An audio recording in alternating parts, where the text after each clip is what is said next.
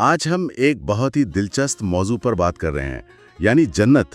جی، اور بنیادی سوال یہی ذہن میں آتا ہے کہ جنت آخر ہوگی کیسی، اور کیا وہاں ہمیشہ رہنا کہیں بریت تو نہیں ہو جائے گی؟ بالکل، یہ سوال اہم ہے۔ لیکن دیکھیں، سب سے پہلے یہ سمجھنا ضروری ہے کہ جنت کا تصور ہماری سمجھ سے بہت بلند ہے۔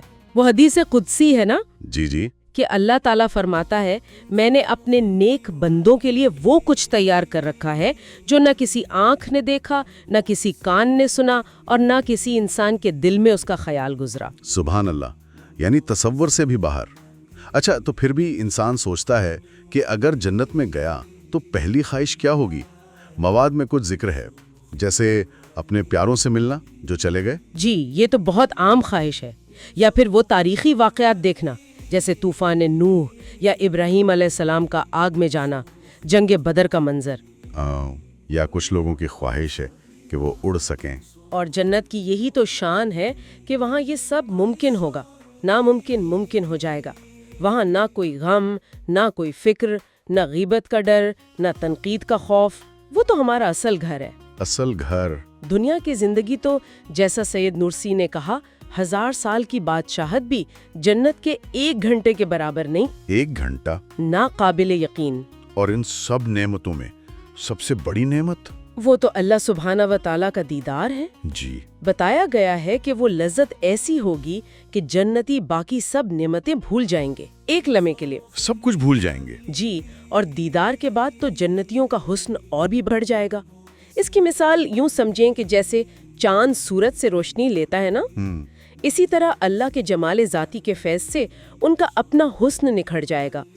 دنیا کا حسن تو بس ایک پردہ ہے، ایک سایہ۔ اچھا، یہیں پر وہ سوال پھر آتا ہے، ہمیشہ رہنا، ایک ہی جگہ، ایک جیسی نعمتیں، کیا انسان بور نہیں ہو جائے گا؟ دیکھیں، قرآن خود جواب دیتا ہے۔ سورۃ الکہف میں آیت ہے کہ جنتی نہ تھکیں گے، نہ وہاں سے نکلنا چاہیں گے۔ اچھا، اب جس اللہ نے بوریت کا احساس پیدا کیا، وہ یقیناً یہ انتظام کر سکتا ہے کہ وہاں یہ احساس ہو ہی نہ۔ صحیح۔ دنیا میں ایک پھل کے کتنے ذائقے ہوتے ہیں؟ محدود۔ جنت میں وہی پھل ہر بار ایک نئے، پہلے سے بہتر ذائقے میں ملے گا۔ خوشی ہر لمحہ بڑھے گی، کم نہیں ہوگی۔ یعنی مونوٹونی کا سوال ہی نہیں۔ اچھا، جنت کے درجات کا بھی ذکر ہے۔ 8 درجے سنے ہیں، تو کیا الگ الگ درجے والے مل سکیں گے؟ جی بالکل، حدیث کا مفہوم ہے کہ انسان جنت میں ان کے ساتھ ہوگا جن سے دنیا میں محبت کرتا ہے۔ اچھا۔ علامہ نورسی نے مثال دی تھی کہ جیسے ایک دسترخوان پر 2 لوگ بیٹھے ہوں، ایک کے کھانے کی لطف اٹھانے کی صلاحیت زیادہ ہو، دوسرے کی کم۔ مختلف درجے والے ملیں گے، اپنے اپنے مرتبے کے مطابق لطف اندوز ہوں گے۔ بلکہ وہاں تو یہ صلاحیت بھی ہوگی کہ ایک شخص ایک ہی وقت میں کئی مقامات پر ہو، کئی جگہ۔ واہ! اور جنت میں داخلہ کیسا ہوگا؟ وہ غسل اور دروازوں کا ذکر۔ جی، پہلے ایک خاص دریا میں غسل ہوگا پاکیزگی کے لیے، پھر اعمال کے مطابق دروازوں سے پکارا جائے گا، باب الصلاۃ، باب الصدقہ، باب الریان۔ یعنی دنیا کے اعمال کا وہاں استقبال۔ بالکل۔ اور پھر آگے حوض کوثر، جہاں ہمارے نبی صلی اللہ علیہ وسلم اپنی امت کا انتظار کر رہے ہوں گے۔ اور اپنے ہاتھ سے پانی پلائیں گے، جس کے بعد پیاس نہیں لگے گی۔ کبھی نہیں۔ یہ آپ صلی اللہ علیہ وسلم کی محبت ہے اپنی امت سے۔ آپ نے کتنی بار فرمایا کہ کاش میں اپنے ان بھائیوں سے ملتا جو مجھے دیکھے بغیر ایمان لائے۔ جی، اور قیامت کے دن بھی جب سب کو اپنی فکر ہوگی، آپ صلی اللہ علیہ وسلم امتی امتی کہہ کے شفاعت فرما رہے ہوں گے۔ یقیناً۔ یہ سوچ کر اپنی حالت پر، اپنی غفلت پر شرمندگی ہوتی ہے کہ ہم اس محبت کا کیا حق ادا کر رہے ہیں۔ صحیح کہا۔ تو خلاصہ یہ ہے کہ جنت ایک ایسی حقیقت ہے جو ہمارے تصور سے باہر ہے۔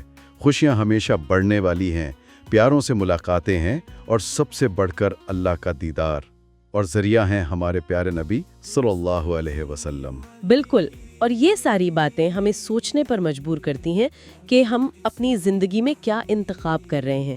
کیا دنیا کی یہ چند روزہ فائدے، یہ لذتیں اس ابدی بادشاہی اور خوشی کے بدلے میں قابل ہے؟ یہ ایک یاد دہانی ہے توبہ کی، اللہ کی طرف لوٹنے کی، حلال اور حرام کا خیال رکھنے کی، تقوی اور سنت پر چلنے کی۔ اور آخر میں وہ نقطہ جو مواد میں تھا کہ وہ کون سی چھوٹی چھوٹی حرام چیزیں ہیں جنہیں ہم چھوڑنے کو تیار نہیں۔ جی، کیا وہ واقعی نبی کریم صلی اللہ علیہ وسلم کے گلے لگنے سے اور جنت کی ان دائمی نعمتوں سے زیادہ قیمتی ہے؟ یہ فیصلہ تو ہر ایک کو خود کرنا ہے، اس سے پہلے کہ یہ زندگی کا بیج زمین میں جا کر اپنی اصل فصل اگائے۔ بالکل، اللہ ہم سب کو صحیح سمجھ اور عمل کی توفیق دے۔ آمین۔